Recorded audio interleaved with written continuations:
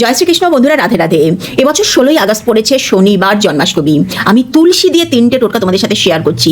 প্রথম হচ্ছে একটা লাল রঙের ছোট্ট দোকানে পাওয়া যায়, দেখবে লাল বা সবুজ রঙের ওড়না মা তুলসীকে অর্পণ করবে। ভগবান শ্রীকৃষ্ণ মানেই কিন্তু ভগবান শ্রীহরির আরেক রূপ, আর শ্রীহরির প্রিয়া হলেন তুলসী দেবী। তাই তুলসী দেবীকে, তুলসী মাকে যদি সন্তুষ্ট করতে পারো, ভগবান শ্রীকৃষ্ণের আশীর্বাদ বরদান তুমি এমনিতেই পাবে।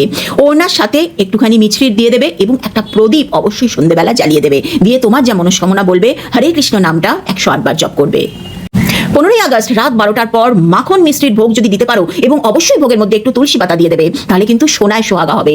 আর তোমাদের যে কোনো সংকল্প যদি থাকে, যে কোনো একটা সংকল্প, তোমরা হলুদ রঙের একটা মৌলি ধাগা সুতো নেবে, সেটা তুলসী গাছে তোমাদের মনস্কামনাটা বলতে বলতে, ওম ভগবতে বাসুদেবায় নমঃ বলতে বলতে 11 বার তুলসী গাছে ওটাকে বেঁধে দেবে জড়িয়ে।